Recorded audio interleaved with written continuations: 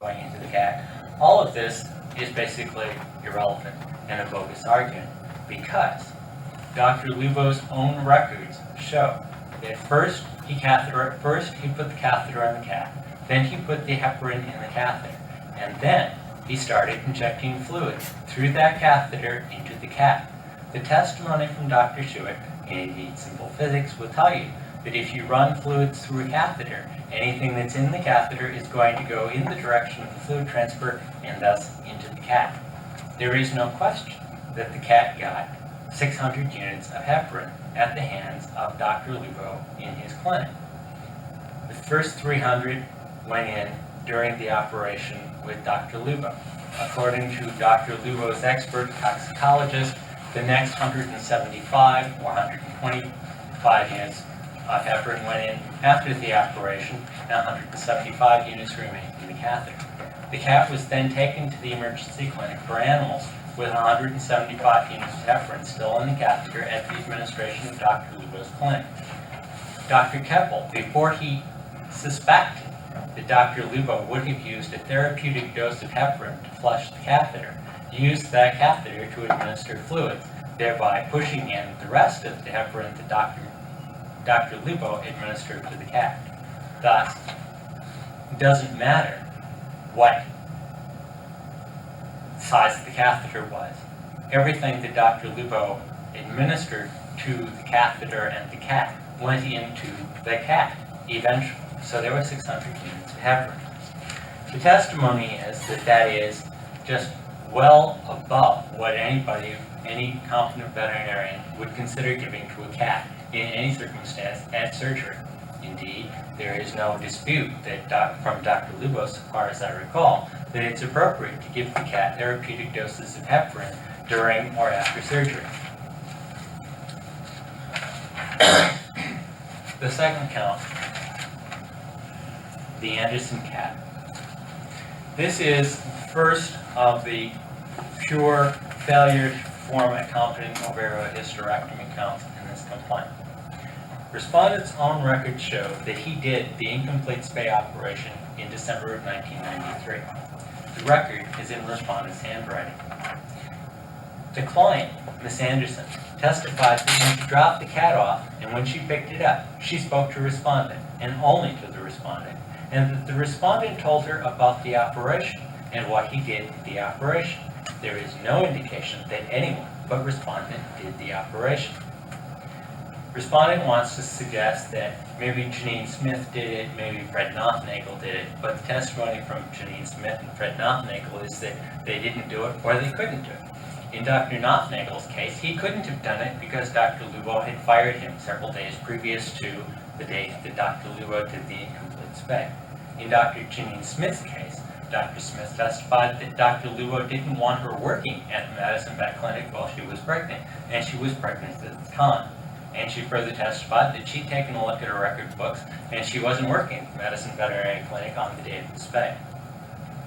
Mrs. Anderson further testified that she had three cats, and the cat that she took to respondent to be spayed was Susie Q. Respondent suggests that it was a different cat, that it was some other cat, and perhaps not even Mrs. Anderson's cat, because the University of Wisconsin Vet School describes Susie Q as a Siamese, and his records show Susie Q to be a white domestic short-haired cat. This is a trivial difference, looking for something important. Ms. Anderson's description of the cat was that the cat had all the right colors for a Siamese in all the wrong places. White is imprecise to describe the classic Siamese color, but it is not wrong. Imprecise does not mean wrong.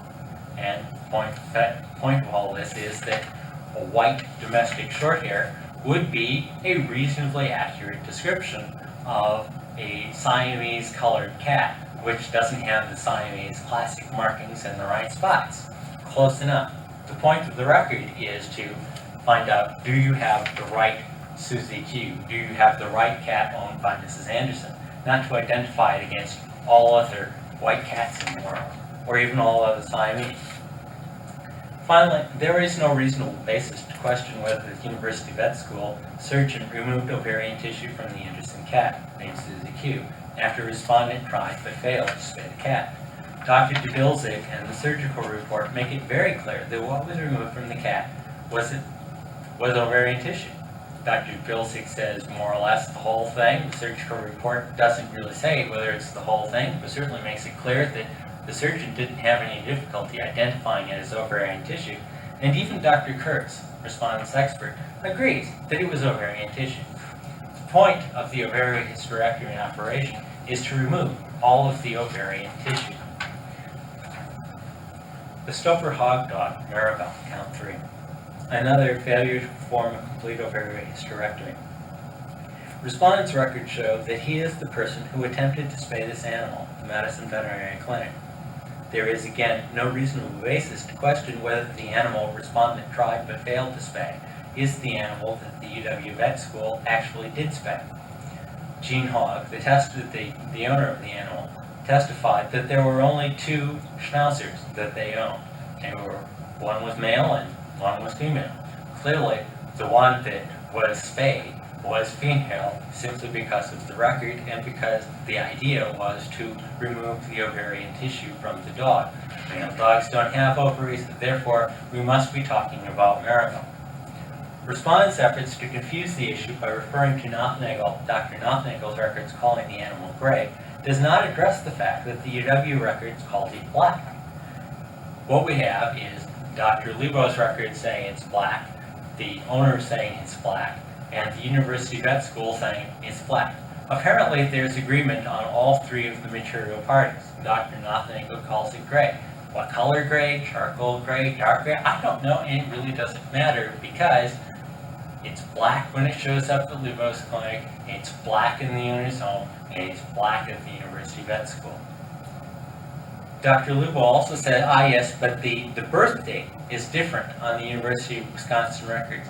And yeah, it's clear that there is a change in the imprint card used on the Stouffer hog dog, Maribel. And they did indeed correct the birth date. So what?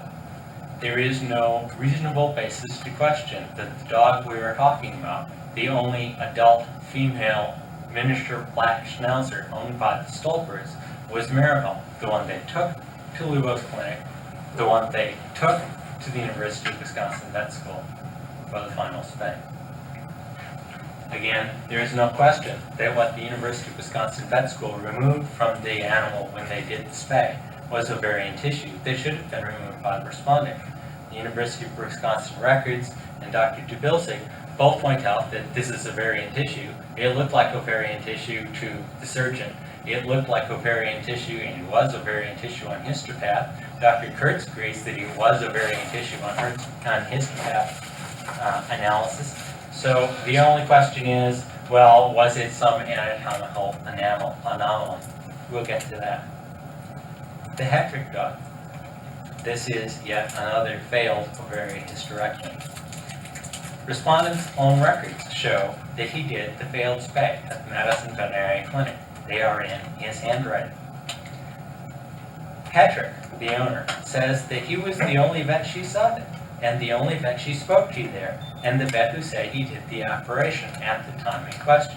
She took the animal to the clinic. She saw Lupo, gave the dog to Lupo, and said, "Please spay my dog." She came back. Dr. Lupo said, "Here's your dog." I spayed the dog. Seems to me that there is no reasonable basis to question that Dr. Lubo's handwriting on the record and Ms. Hetrick's recollection that he was the vet to whom she gave the dog and from whom she picked it up is clear, satisfactory, and convincing evidence that it was Dr. Lubo that tried but failed to do the spay. Once again, was it Dr. Smith? Was it Dr. Nothnagel? Well, respondent was avoiding using Smith because she was pregnant, still even first at this time, and Nothnagel testified that he didn't treat the Hetrick animals except in exigent circumstances. The records on the Hetrick dog show that there were 1 or 2 entries by Dr. Nothnagel prior to this spay, which bears out the testimony that he gave that he didn't do the Hetrick dogs for various reasons, mainly they were friends of Kelsey's and he didn't do the Hetrick dogs, and there is no information which would tend to lend any credence to a question of whether Dr. Lubo did this operation that he recorded in detail in his own records. Finally, there is no question that the tissue removed from the dog by Dr. Clemens later was ovarian tissue. There's the Marshfield pathology report saying so, and Dr. Kurtz again agreed. The Hampstead dog, Shiva. This had a couple of different pieces to it. The first is the failure to do a competent diagnostic. Let me turn directly to the first is the failure to take the appropriate and readable radiographs to assist him in reaching a diagnosis. There is no controversy that the area a respondent said he was concerned about in his examination of the Hampstead dog does not show up on the x-ray he said he took to examine that area, because that area is nothing but a white splotch on the x-ray. There is nothing to be seen there because the exposure is unusable. That area is so poorly exposed, or overexposed, or underexposed, whichever it is that works the negative on that nobody can see anything in that portion of the dog's anatomy, which is the portion respondent says he took the x-ray to examine. Obviously, if you can't see anything in the x-ray portion, the x-ray is not of diagnostic quality. And if it's not of diagnostic quality, you have to take another one or say, oh, I didn't need this in the first place. But it's clear that he did need this, that the competent veterinarian would take the x-ray to find out what that mass was on that rim and find out what he could see about that mass. Lubo didn't do that, and that is below the standard of care the minimally competent veterinarian would render. What did show up in that x-ray that Dr. Lubo took was evidence of fluid in the dog's chest. Dr. Lubo didn't recognize that or didn't appreciate it, certainly didn't write it down, and certainly didn't do anything to follow up on why that dog had fluid in the chest. This is an abnormal finding, and as Dr. Shua testified, this is something that the competent vet is going to want to take a look at to find out why. This goes to the count about failing to do a proper diagnosis of the Hampstead's dog condition. Having the information in front of him, even though accidentally because he was looking for something else that he didn't do competently, he should have recognized what was on the x-ray and done the follow-up. The follow-up would have been either A, a readable x-ray, B, another x-ray from another view, preferably both, and C, the fine needle aspirate of the mass to find out what was there. Dr. Shua testified, and I believe that there was even some other evidence from one of the other vets that 75% of the time, perhaps, the fine needle aspirate doesn't come up with something that is of diagnostic value. What it does do, 25% of the time, is tell you whether you're on the right track and whether you need to be going in a different direction. 25% of the time, for very low risk, high benefit. That's what Dr. Shua testified to, and that's why you take the fine needle aspirate, to find out what it is. One of the things that is really interesting about this case, from the prosecution's standpoint, is Dr. Lubo's insistence that that fine needle aspirate wouldn't have shown anything. The fact is that the fine needle aspirate did show mesenchymal cells, which may or may not be anything, but it led also to a punch biopsy. And the punch biopsy, which Dr. Lubo says is what should be done, which he did not do, showed diagnosis of osteosarcoma from the pathologist at the Marshfield Clinic. Again, Dr. Kurtz agrees with that reading. So what we know is that Dr. Lubo didn't take the x-ray, didn't do the appropriate diagnostic steps, and let the dog go, saying, I'll come back in 2 weeks if there's a problem. That's not good enough, according to the testimony of the experts. Unless, of course, there was a dog fight, which would say that this was a hematoma. Dr. Lubo makes a big deal about, well, they told me there was a dog fight. Take a look at Shiva Hampstead's records, and you will find that there is not one mention of a dog fight in Lubo's records of that visit. Now, if Dr. Lugo is to be believed, this dogfight was the material center portion of his reasoning to believe that without the x-ray, which he couldn't read because there wasn't anything on it, because he'd taken a bad x-ray, without taking another x-ray, without doing a fine needle aspirate of the lung, the reason he didn't do anything more is because everybody told him it was a dogfight. That's the center portion, that's the nut of the reason for his diagnosis. It doesn't appear in his records. Now, for someone who complains a lot about records, Dr. Lugo really ought to keep meticulous, excellent records of the history, which is the defining factor on the basis of his diagnosis. He didn't put that in there. There are two reasons. Either he's A, careless on his records, or B, he is meticulous on his records and he didn't get that information until much later.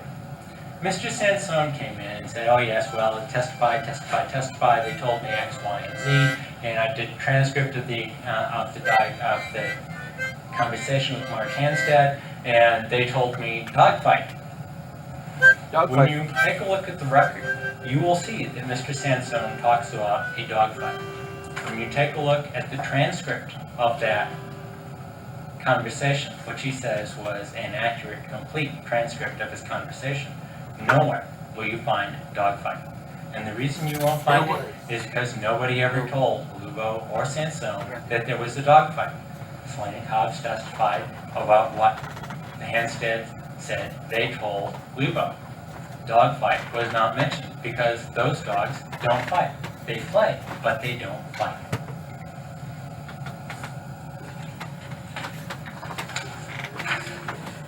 There are two main problem areas with Dr. Lugo's continued practice.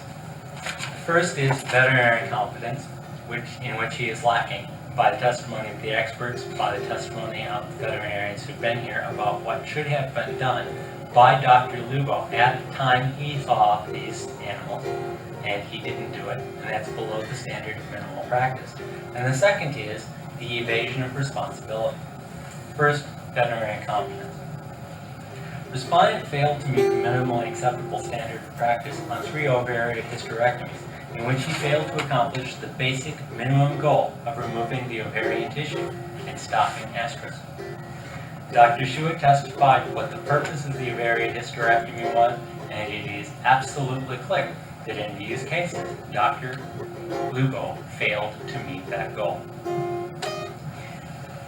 On one of these cases, the Smith case, respondent failed to meet the minimally acceptable standard of practice because he killed the cat by tearing off a blood vessel in the course of the operation and failed to recognize it or fix it so that the cat bled to death. This case was exacerbated by the fact that he heparinized the cat with a therapeutic dose of an agent which prevented the cat's blood from clotting. So even if he had torn off the pedicle but not heparinized the cat, possibly the cat might have lived by clotting factor. But Dr. Lugo made sure that the blood wouldn't clot by introducing a therapeutic dose of heparin. Either way, Dr. Lugo is responsible for this, and it is below the standard of minimal competence for practice of veterinary medicine, according to the expert testimony. Finally, Dr. Lugo failed to meet the minimally acceptable standard of practice in diagnosing the cause of the lump on the Hanstead dog, finding out what the lump was, taking an appropriate x-ray, or doing appropriate follow-up. This is below the minimally expected diagnostic effort and below the standard of minimally competent care. The second important part of Dr. Lugo's continued practice of veterinary medicine is his evasion of responsibility. In none of these cases has Dr. Lugo been willing to take any responsibility at all for his conduct. In the Smith case, it's, I didn't tear the pedicle off, Dr. Keppel did it. Or perhaps Dawn Smith did it. She left the clinic. She could have torn the pedicle off. There's no evidence at all to support that supposition. There's no reason to believe that Dawn Smith opened the cat up, tore off the pedicle, resutured the cat, waited a while, and then took it to the emergency clinic for animals. this is one of those far-fetched theories, along with conspiracy theories that we've been hearing about for so many years. On the Anderson cat, his testimony, his defense is, I didn't do it. I didn't do that operation. And even if I did do the operation, it's acceptable to leave ovarian tissue in an animal when a vet does a spade, because we've all heard about ovarian remnant syndrome. Well, yeah, we've all heard about ovarian remnant syndrome. Dr. Schuett testified that it is always a surgical error. And the testimony from Dr. Schuett is that there is no good excuse for leaving ovarian tissue in an animal. Dr. Schuett testified about his own brother doing it on 2 occasions in 20 years of practice. And at neither time was there a good excuse, because there isn't one. Dr. Lubo wants to say, well, it's a very common problem. But when you talk to Dr. Kurtz or Dr. DeBilsing, they say, yes, well, that shows up once or twice a year at our clinic, in our pathology. We do lots and lots of histopath necropsies, and we get probably 1 a year. Well, how common is that actually real? How common is it when Dr. Schuett testified it's never happened to him in 20 years of practice? Dr. Schuett does approximately 50% of the surgeries in small animal practice. They are about as close together, Dr. Schuett and Dr. Lubo, in what their practices consist of as it's possible to get. It has never happened to Dr. Schuett. I ought to tell you something about the incidence of ovarian remnant syndrome and why it's a problem. But he wrote it down. The Stoker hog dog is a nice one. Dr. Lubo's defense is it wasn't the same animal. It wasn't the same animal, it has different birth date, Dr. Nothing says it was a different color. And if it was the same animal, again, it's acceptable to leave ovarian tissue in an animal when a vet does a spay. The thing that is really telling about Dr. Lubo's absolute refusal to accept any responsibility for the consequences of his practice is the letter from John Axelrod to Judy Stolper, which is in Exhibit 26. Take a look at Exhibit 26 and read that letter from Mr. Axelrod. The letter says, he didn't do it, nobody saw him, he can't prove that. And besides, even though there was ovarian tissue found, that's okay. Dr. Lubo did everything he was supposed to do because the dog can't get pregnant. Read that letter. It isn't saying, gosh, we're sorry. Dr. Lubo really regrets this. It says, no, it's okay. Just because the dog went back into heat doesn't mean Dr. Lubo did anything wrong. Now, remember, Dr. Lubo is talking about responsibility and honesty and integrity and how he excels in all of those categories. Here's a client who has a problem with the spay. It's obvious that there's ovarian tissue. There's histopathological evidence and reports which Dr. Lubo's own experts agrees is accurate, saying you left the ovaries. And the response from Dr. Lubo's lawyers is, not a problem, he did everything he was supposed to do, go away, don't bother us. If you really think you got a problem, write to the insurance carrier. This is not the act of a responsible professional who wants to take care of his clients or his client's animal. It's the act of a professional who has a license who does not want to hear that he made a mistake and is not willing to accept responsibility for the mistake. Take a look at Exhibit 46. One of the things you will find is that the Axelrod letter misrepresents every material fact it states. Compare Mr. Axelrod's letter with the university record about what Mr. Axelrod says. There was no ovarian tissue found, according to Mr. Axelrod, but the pathology report says we found ovarian tissue. It's okay to leave the ovaries in, that's not the purpose of the spay. Well, they redid the spay at the university and then took out the ovaries. If there was no reason not to take out the ovaries the first time, they wouldn't have done it the second time. The other important thing about that letter is that Lubo had a copy of that letter from Axelrod to Stolper's, and he didn't do anything about it. There was no indication from Mr. Hogg that Lubo had ever done anything to correct the problem or offered to. The other thing that is really interesting about this whole thing is that Axelrod had a copy of the University of Wisconsin medical records for this dog. Take a look at Exhibit 12, and you will find in there the letter which proves that Axelrod had those exhibits and had the information and knew that the pathology reports were that there was ovarian tissue and knew that the ovaries had been removed. The other thing I really want you to take a look at in Exhibit 12 is something that goes directly, again, to the honesty and integrity of Dr. Lugo. 9 pages in from that of Exhibit 12, you will find a memo, and it says, append to surgical pathology report. For a long time. And it talks The man about is guilty. Judy Stolper and Gene Hogg and the miniature schnauzer, and it says, this is a copy of the surgical report that Dr. Lubo of the Madison Veterinary Clinic requested to be sent. Dr. Lubo works with Dr. Fred Nothnagel, whose name appears on the report as the referring veterinarian, and signed by Dr. Howard Steinberg, and it's dated October 19, 1993. The significance of this That was is a time when they had the calculator. by December 1992, Dr. Lugo had fired Dr. Nothnagel.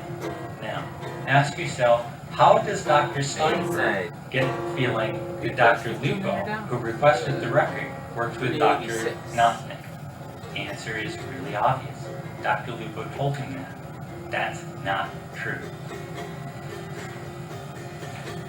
It started up in 26 seconds. Let it 26 seconds. Patrick, I didn't do it. I was flying with my sister 4 days before the operation, so I must have asked Nothnagel to do the operation.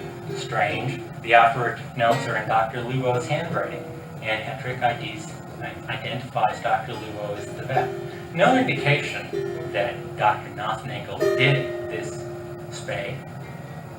Just Dr. Lugo saying, well, 4 days before I was flying with my sister, and so she was probably still in town, so I probably asked Dr. Nothnagel to take this spay. Just this spay. And so that's why I know I did it. McDonald's And then what happens instead? The dogfight, which is definitely a lie. Throughout this case, it's been conspiracy, somebody altered my records, Anderson and Stopher Hogg switched the animals between me and the University Vet School. The histopathology records really aren't the histopathology materials that were originally produced because they weren't kept in the line of vault and maybe a vet student got at them and switched them and changed the identification. Oh yeah, really. But the fact of the matter is that the histopath reports done on the original slides match the histopath reports done on the new slides and on the new cut sections from the same blocks. And Dr. Kurtz agreed that they are the same thing. They support the same diagnosis. How strange would it be to switch the stuff to something else and get something that comes to the exact same discipline? In this case, we need discipline to address 2 different things, both competence and the evasion of responsibility. Both pieces of this discipline are necessary to protect the public and rehabilitate the licensee. For discipline,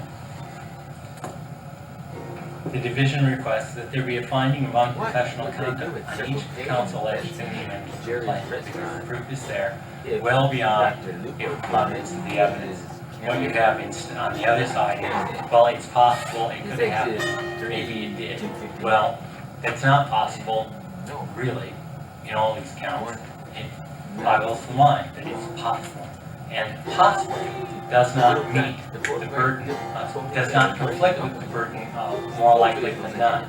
In fact, it seems clear that we have proven the case to clear, satisfactory, and convincing evidence, and where there is some doubt that perhaps it's possible that this is ORS, perhaps this is a supernumerary, or perhaps an accessory outbreak. There is no testimony in the record about the incidence of this. supernumerary or accessory ovary, and nothing from which you or the board would make a finding that it is more likely than not that these cases of ovarian hysterectomy are all anatomical anomalies, which are very